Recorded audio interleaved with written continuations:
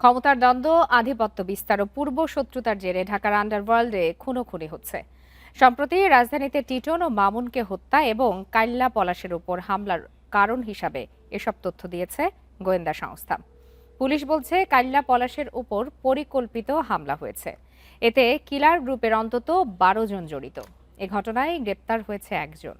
এ বিষয়ে কথা বলতে এই মুহূর্তে যুক্তরাষ্ট্র থেকে আমাদের সঙ্গে যোগ দিয়েছেন ঢাকা বিশ্ববিদ্যালয়ের অপরাধ বিজ্ঞান বিভাগের সাবেক চেয়ারম্যান খন্দকার ফারজানা রহমান।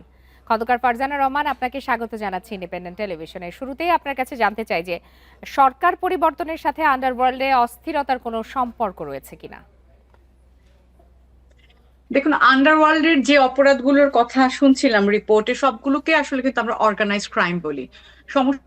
অর্গানাইজড ক্রাইমের যে নিয়মটা সেটা হচ্ছে আপনার মানে 3 জনের বেশি মানুষ থাকবে এবং এটা একটা বিস্তর নেটওয়ার্ক ধরে বিভিন্ন দেশ থেকে এই কানেকশন গুলো আর কি কাজ করে।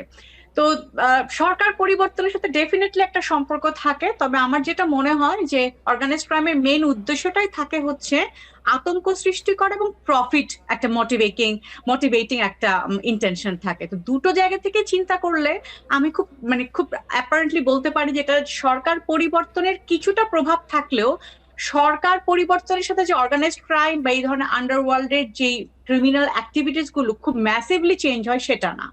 এটা কনস্ট্যান্টলি ভাবে এই অর্গানাইজড ক্রাইম গুলো সরকার যেই থাকুক না কেন তারা তাদের অ্যাক্টিভিটিস গুলো পালন করে এবং এই আধিপত্য বিস্তার বলুন, প্রতিপত্তি এস্টাবলিশমেন্ট বলুন, কিংবা প্রফিট মোটিভেটিং ইন্টেনশন যেটাই বলুন না কেন। জি, আরেকটি বিষয় জানাবেন যে আন্ডারওয়ার্ল্ড কি রাজনীতির সাথে কোনোভাবে সম্পৃক্ত কিনা? দেখুন, রাজনীতি, অপরাধ, পাওয়ার, ক্ষমতা, এই তিনটা হচ্ছে আমরা যেটাকে বলি যেটা আনহলি অ্যালায়েন্স। এটা তিনটা একই সূত্রে গাঁথা। খুব ডিরেক্টলি বলা যায় না যে এই রাজনীতিবিদ কিংবা এই সরকারের এই ব্যক্তি হচ্ছে আন্ডারওয়ার্ল্ডের সাথে কানেক্টেড, কিন্তু আপনি দেখবেন যে আন্ডারওয়ার্ল্ডের অনেকেই আছে যারা কোনো না কোনো ভাবে রাজনৈতিক দলের বা অঙ্গ সংগঠনগুলোর নেতাদের সাথে এক ধরনের বন্ধুত্বপূর্ণ বা এক ধরনের লিয়াজু মেনটেন করে। এর একটা বড় কারণ হচ্ছে যে আমাদের মতো বাংলাদেশে যেসব গ্লোবাল সাউথের দেশগুলো রয়েছে সেই সব দেশে রাজনৈতিক এবং যে লোকাল সেটিংস, কালচারাল সেটিংস খুবই ইম্পর্টেন্ট অপরাধ ঘটানোর ক্ষেত্রে। এবং বাংলাদেশ এমন একটা জায়গা যেখানে আপনি দেখবেন অপরাধীকে শাস্তি কমানোর জন্য বা অপরাধী যে ইম্পিউনিটি, আপনার এই বিচারহীনতা যে সংস্কৃতি, সেখানে কিন্তু রাজনৈতিক দলগুলোর সূক্ষ্ম অথবা বৃহৎ কোনো না কোনো ভূমিকা থাকে। তো সেই জায়গা থেকে চিন্তা করলে অনেক ক্ষেত্রে আমরা দেখতে পারি যারা আসলে অপরাধের সাথে যুক্ত তারা কোনো না কোনো সময় রাজনৈতিক প্রক্রিয়া কিংবা রাজনৈতিক, আমি বলবো যে প্রমোশন বা পেট্রোনাইজেশনের মধ্যেও থাকে অনেক সময়।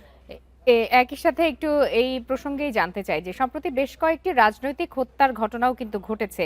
এগুলোও কি কোনোভাবে আন্ডারওয়ার্ল্ডের সাথে সম্পৃক্ত কিনা বা আন্ডারওয়ার্ল্ডের কোনো প্রভাব রয়েছে কিনা এগুলোর উপর? অনেস্টলি স্পিকিং আমাদের আসলে সেরকম কোনো স্টাডি নাই বা রিসার্চ নাই যার জন্য আমরা খুব মানে স্ট্রংলি বা কনফার্মড হয়ে বলতে পারি যে রাজনৈতিক কোনো না কোনো মোটিভেশন এই আন্ডারওয়ার্ল্ডের বা রাজনৈতিক খুনগুলোর সাথে আন্ডারওয়ার্ল্ডের যুক্ত রয়েছে। তবে আপনি দেখবেন যে যে স্টাইলে খুনগুলো করা হয়, আমি ঠিক মনে করতে পারছি না, প্রবাবলি রাও জানে, রিসেন্টলি বিএনপির একজন নেতাকে খুন করা হলো যে স্টাইলে এবং যে মোটিভেশন নিয়ে, যেরকম ভাবে আপনার গুলি করতে করতে একটা জায়গায় একটা ভীত সন্ত্রস্ত পরিবেশ সৃষ্টি করে মানুষকে খুন করা হয়। সেই ক্ষেত্রে বলতে পারি যে এদের অবশ্যই পূর্বে অপরাধ করার প্রবণতা বা অপরাধ করার রেকর্ড রয়েছে। কারণ আপনি একদম ফার্স্ট অফেন্ডার হিসেবে তাদের যে একজনের যেরকম আসলে ফিজিক্যাল বা সাইকোলজিক্যাল অ্যাপিয়ারেন্স থাকার কথা সেটা আসলে তাদের মধ্যে দেখা যায় না।